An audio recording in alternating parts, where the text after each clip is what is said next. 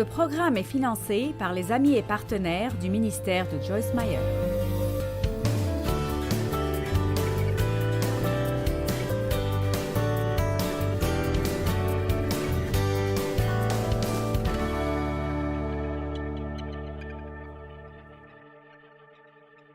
Romains 9:1.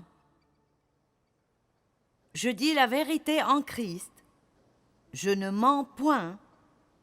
Ma conscience, illuminée et convaincue, j'aime cela, illuminée et convaincue, ma conscience m'en rend témoignage par le Saint-Esprit. Donc Paul dit, écoutez, je sais que ce que je fais est bon, je me sens à l'aise concernant ce que je fais, parce que j'ai été convaincu par le Saint-Esprit. Ce n'est pas juste parce que je veux penser que j'ai raison. Je témoigne dans mon esprit que ce que je fais est bon. Être guidé par l'esprit est tellement amusant. C'est juste merveilleux d'être guidé par l'esprit. Chaque jour après jour après jour est une nouvelle aventure. Parce que la vérité est que vous ne savez jamais ce que Dieu fera. Amen. Je viens ici et je commence à prêcher. Et hier, j'ai prêché à peu près la moitié de mon message du samedi. Et qui sait ce qu'on aura ce soir. Donc samedi, je ferai juste tout ce qui reste et ça finit par être bien aussi. C'est bon d'avoir un plan, mais vous devez mettre votre plan devant Dieu et dire « Prends juste ceci, modifie-le et fais ce que tu veux faire avec. Que ta volonté soit faite. » Et j'aime cela. Je vous le dis, il n'y a rien de pire. Rien de pire. Pour moi, il n'y a rien de pire que d'avoir une conscience coupable et condamnée. Maintenant, je veux vous dire que j'étais accro à la condamnation dans ma vie. Et donc, ce message est un peu délicat. Mais je veux essayer de vous aider à comprendre parce que certaines personnes, quand nous faisons quelque chose de mal, ça devrait nous gêner. Quand nous faisons quelque chose de mal, il devrait y avoir une tristesse divine et même un deuil pour ce que nous avons fait. Et d'après ce que je sais et où je suis dans ma marche avec Dieu maintenant, quand je fais quelque chose de mal, spécialement l'une des choses qui me gêne vraiment est quand je blesse vraiment quelqu'un. Cela m'amène les larmes aux yeux. Je hais ceci. Et il y avait quelque chose qui arrivait entre moi et une autre personne il y a probablement 10 ans. Et je ne me suis pas occupée de cette affaire comme j'aurais dû le faire en tant que leader dans le corps de Christ. J'aurais dû m'en occuper différemment et beaucoup plus tôt que je ne l'ai fait. Et c'est devenu une grande foire. Et cette personne a fini par être vraiment blessée. Et jusqu'à aujourd'hui, de temps en temps, je dis au Seigneur, ceci est la chose que je regrette vraiment le plus. J'aurais aimé ne jamais avoir fait cela. Mais cela n'est pas de la culpabilisation et je ne me sens pas coupable et je ne me sens pas condamnée. Ceci est une bonne sensation. C'est du deuil divin et la Bible dit dans Jacques que nous devons regretter et pleurer et être en deuil concernant nos péchés. Et je crains vraiment que ce que nous pensons que la repentance est n'est même pas la repentance maintenant. Ce n'est pas comme « Oups, je suis désolé, j'ai raté cela. » Eh bien, gloire à Dieu, pas de problème. Vous savez, je ne pense pas que ceci est juste non plus. Nous devons avoir une peur révérentielle de Dieu et nous devons être sérieux concernant des choses comme faire du mal aux autres. Nous devons être sérieux concernant l'avidité et la jalousie et des choses comme ça. Amen. Vous dites, eh bien, ne puis-je pas être pardonné? Bien sûr, vous pouvez l'être. Bien sûr que vous le pouvez, mais parfois Dieu laissera cette petite conviction-là, cette petite voix qui vous dit « Écoute, ne fais pas cela, ne fais pas cela. » Ce n'est pas de la culpabilité, c'est quelque chose de sain. La culpabilité me fait tomber et m'oppresse. Mais la conviction m'élève et m'en sort, et je sais que cette sensation est l'amour de Dieu qui me fait savoir que ce n'est pas bon pour toi, ça ne marchera pas pour toi. Ça ne me plaît pas quand tu fais cela. Et j'espère que cette sensation ne partira jamais de ma vie. Je ne veux jamais faire du mal aux gens sans même savoir que je l'ai fait. Je faisais cela il y a 40, 30 et même 25 ans. Mais je ne veux plus jamais faire cela de ma vie. Si je fais du mal à quelqu'un, je veux savoir que je leur ai fait du mal et je veux aller réparer cela tout de suite.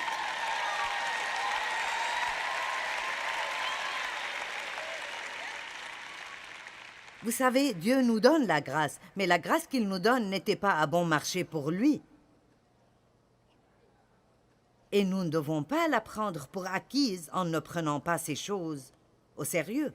Maintenant, j'avais une conscience hyperactive.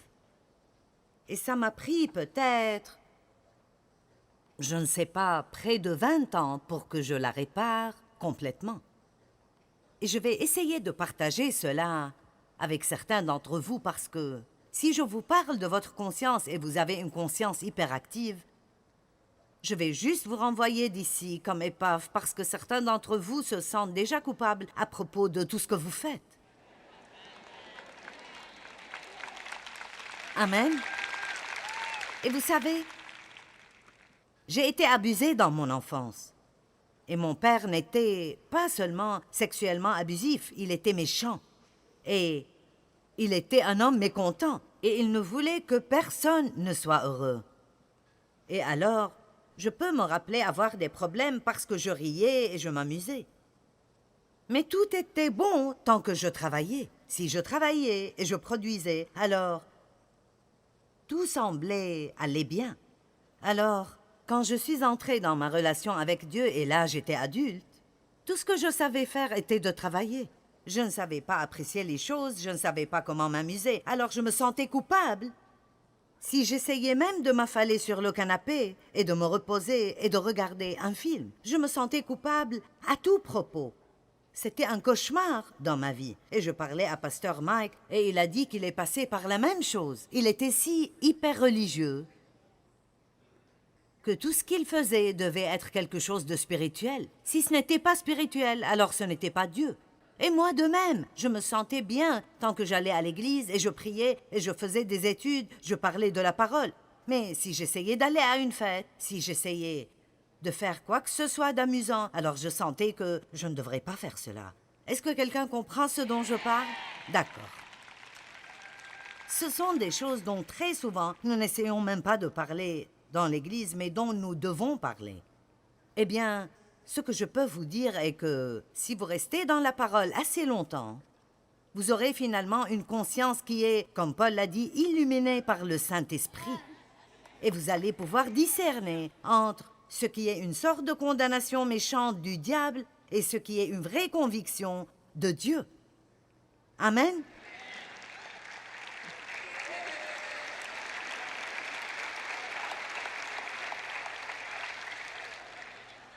Nous devrons peut-être rester plus longtemps, parce que je ne veux pas vous renvoyer confus. Est-ce que je suis claire? Est-ce que nous comprenons? Donc, disons par exemple, je veux dire, j'avais un bon travail quand Dieu m'a appelé dans le ministère. Et j'ai laissé ce travail parce que j'ai senti que Dieu voulait que je me prépare pour le ministère. Et nous sommes passés par plusieurs années, vraiment, je veux dire, sans rien avoir. J'ai toujours une liste de prières à la maison dans un vieux journal où j'ai demandé à Dieu de pourvoir pour moi une poêle, des serviettes et des tabliers, parce que je n'avais même pas assez pour aller acheter ce genre de trucs. Et alors, quand Dieu a finalement commencé à nous prospérer et nous bénir, j'étais vraiment si religieuse et j'avais une conscience si coupable que je ne pouvais même pas utiliser l'argent qu'il me donnait, parce qu'alors je sentais que je devais tout donner aux pauvres. Et alors, il a vraiment fallu que Dieu, maintenant, écoutez-moi, m'apprenne qu'il veut que nous vivions pleinement nos vies.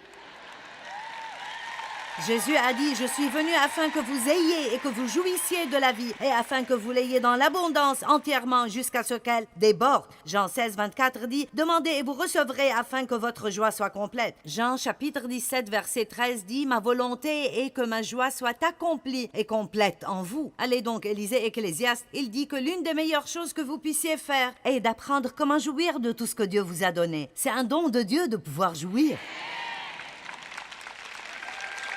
Et c'était un jour glorieux pour moi. C'est pour cela que j'appelle le programme télévisé Vivre pleinement sa vie. Je veux dire, ça m'a pris 20 ans pour apprendre comment jouir de ce que Dieu essayait de me donner. Est-ce que quelqu'un a un problème avec ça?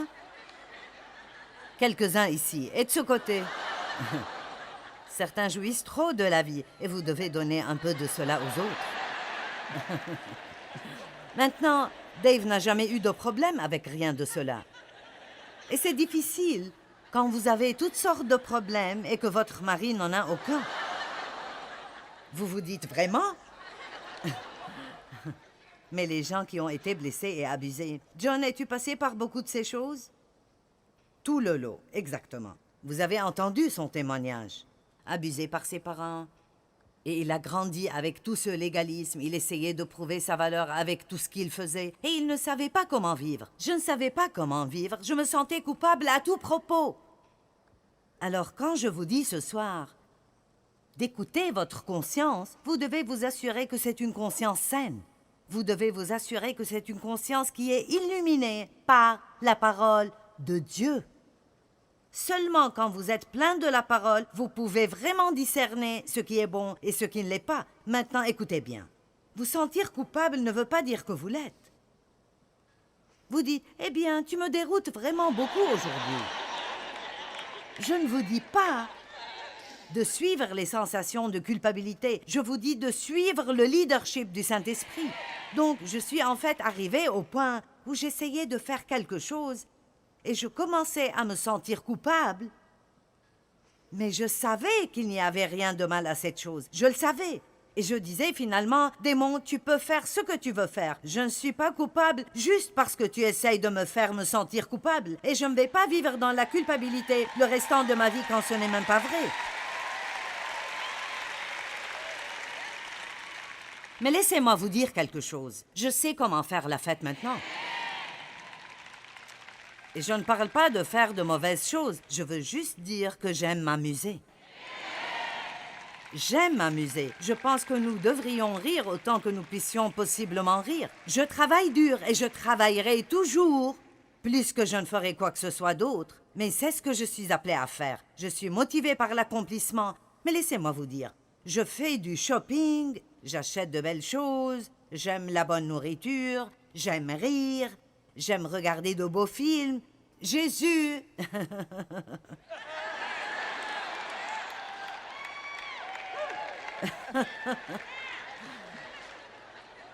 Vous voyez, nous pensons que Dieu ne se préoccupe que de choses spirituelles. Dieu ne vit pas seulement dans l'Église. Amen? Il ne vit pas seulement dans l'Église. Je pourrais m'attirer des problèmes ici, mais je vais essayer de me contrôler. Arrêtez de diviser votre vie entre ce qui est sacré et ce qui est séculier en pensant que Dieu n'est heureux que quand vous êtes dans l'Église, mais il prend des vacances quand vous allez au supermarché ou vous changez l'huile de votre voiture. Aller au supermarché peut être une expérience sainte aussi si vous le faites avec Dieu. C'est une relation où il est présent dans tout ce que vous faites, pas juste la prière et l'étude biblique et le fait d'aller à l'église et de donner de l'argent. Maintenant, écoutez, quand vous commencez à essayer de vraiment vivre une vie sainte, et la sainteté n'est pas le légalisme, la sainteté est la plus belle chose du monde. Et en tant qu'enseignante de la parole, je pense que l'une des choses les plus difficiles à faire est d'enseigner aux gens la liberté sans leur donner un permis de péché et de leur enseigner la sainteté sans les faire entrer dans le légalisme. Il semble que nous faisons constamment. Il y a des années, nous avions un mouvement appelé le mouvement de la sainteté. Je n'ai pas pu faire partie de ceci. J'aurais en fait aimé en faire partie. Mais c'est juste devenu du légalisme et beaucoup de personnes sont arrivées au point où elles haïssaient tout ce qui était lié à la religion parce que ce n'était plus à propos de Dieu, c'était devenu des règles et des lois faites par l'homme. Et là, nous avons été libérés. nous allions être guidés par le Saint-Esprit. Eh bien, tout cela est vraiment bon si vous connaissez la parole. Mais écoutez, avoir seulement l'Esprit sans la parole ne fera que vous rendre ridicule. Vous devenez comme une personne cinglée. Vous savez de quoi je parle? Nous avons besoin de la parole et de l'Esprit ensemble. Si nous n'avons que la parole, peut-être que parfois ce n'est juste pas aussi excitant que ça. Nous avons besoin d'un peu du Saint-Esprit là-dedans, mais nous ne pouvons pas juste avoir seulement des choses émotionnelles. Nous devons avoir de la solidité dans nos vies.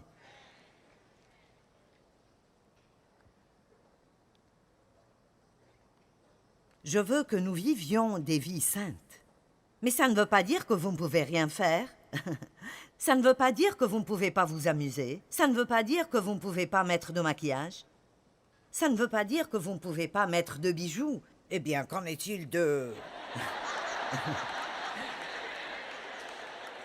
Nous n'avons pas le temps pour cela. Mais si nous lisons cela dans son contexte, je veux dire, si vous suivez chaque chose, vous ne mettriez pas d'habits non plus. Je veux dire, c'est comme... Je veux dire, ceci a été écrit dans une culture où les femmes qui mettaient du maquillage, ou même s'arrangeaient les cheveux, ou mettaient des bijoux, étaient des prostituées. Eh bien, ce n'est pas le cas maintenant, mais nous devons faire les choses comme il faut. Nous devons utiliser la sagesse dans la façon dont nous faisons les choses. Nous pouvons toujours être pieux et être beaux. Amen.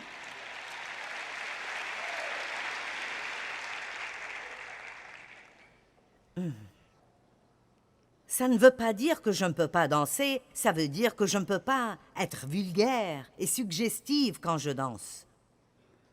Ça ne veut pas dire que je ne peux jamais jouer aux cartes, mais vous n'avez pas besoin d'être compétitif et de parier tout votre argent. Allez jouer aux 7 familles ou ce que vous voulez, je ne sais pas. Ce qui vous ferait rire. Amen. Wouh! J'avais besoin de faire cela depuis un moment. Je sens que je sors des choses.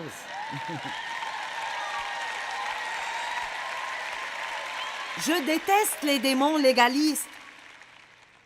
Parce que tout ce qu'ils font est de voler la vie qui est en vous et vous font sentir que vous êtes toujours coupable. Nous ne voulons pas nous sentir coupables quand la Bible ne condamne pas, mais nous ne voulons pas non plus être tellement relax que rien n'affecte notre conscience, que nous la laissons durcir et nous pouvons aller faire quoi que ce soit et rien ne nous gêne parce que nous sommes libres.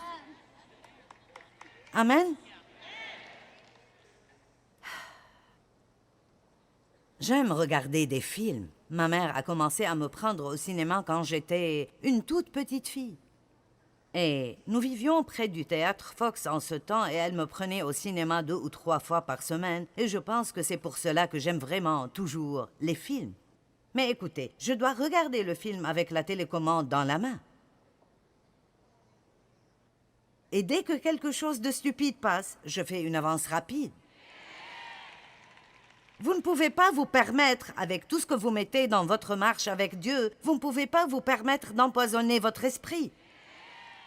Et je sais ce que nous faisons. Nous nous intéressons à quelque chose. Les images deviennent impures. Eh bien, je veux juste voir comment ça se termine. Allez, j'essaie juste d'être franche avec vous. Et pendant tout le temps où vous regardez, vous dites « Je sais que je ne devrais pas. »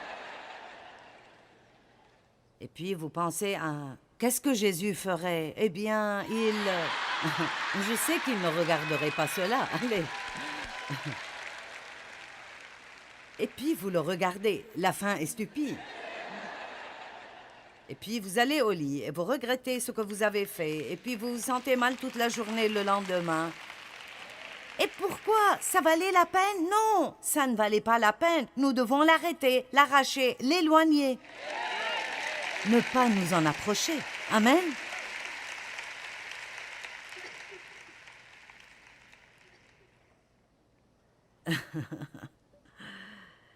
Seigneur, aide-nous. Il y a tant de choses que nous pouvons faire. Et tellement de personnes qui ont besoin de salut ne veulent même pas donner leur vie au Seigneur parce que tout ce qu'ils ont vu est ce légalisme religieux. Et ils pensent, que s'ils sont sauvés, ils ne pourront pas s'amuser dans leur vie. Je m'amuse vraiment beaucoup ici ce soir. Je ne peux même pas vous dire combien je m'amuse ce soir. Je veux dire, je m'amuse. Amen.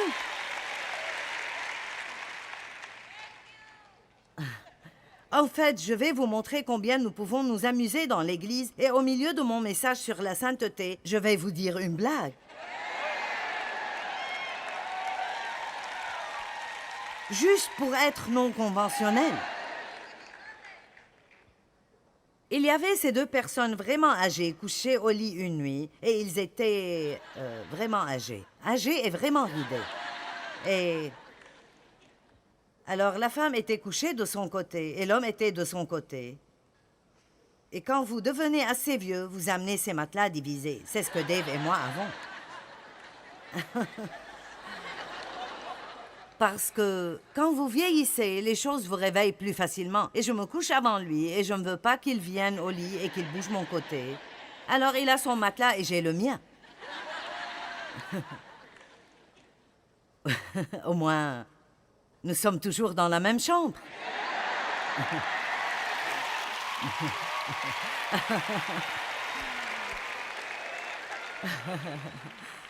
Et alors, ils étaient couchés, chacun de son côté du lit, et la dame a dit « Chérie ?»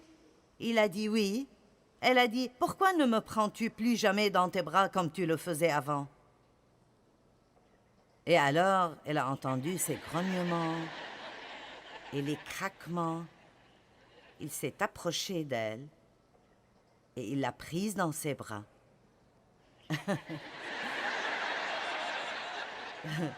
Donc, elle était là dans ses bras. « Chérie, pourquoi ne me tiens-tu jamais plus la main comme tu le faisais? »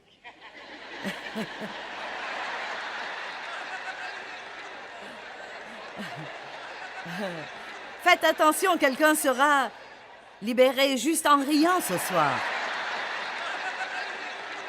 Certains d'entre vous, vous avez besoin d'un bon rire plus que vous avez besoin de quoi que ce soit d'autre. Disons une demi-heure de fou rire. Amen? Laissez-moi vous dire, nous pouvons être très spirituellement intenses. Je suis chrétienne. Et j'essaye d'être une bonne chrétienne. Ne me parlez pas, j'essaye d'être une bonne chrétienne.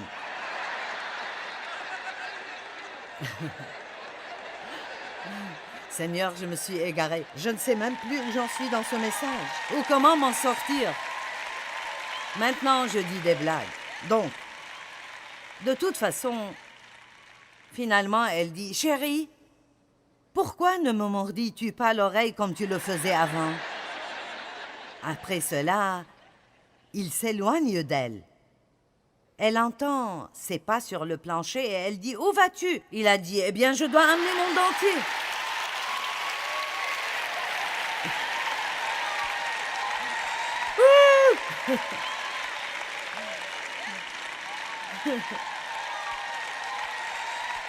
D'accord, maintenant nous allons retourner à la parole. Vous pensez, eh bien, quelle sorte de maison de fou est cet endroit? Eh bien, peut-être que vous êtes habitué à aller à une église où tout le monde dit « Vous êtes dans la maison de Dieu !» Eh bien, ce n'est pas surprenant que vos enfants soient morts de peur de Dieu.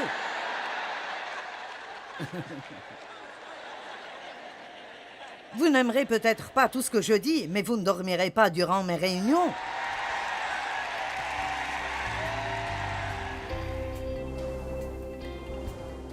Bien, la Bible dit que celui que le Fils libère est libre en vérité. Et nous sommes rendus libres par différents moyens, mais l'un d'eux est que nous sommes libres de travailler avec l'Esprit Saint pour apprendre à vivre avec une conscience saine et entière. Il n'y a pas de domaine dans votre vie où Dieu ne vous aidera pas si vous le lui demandez.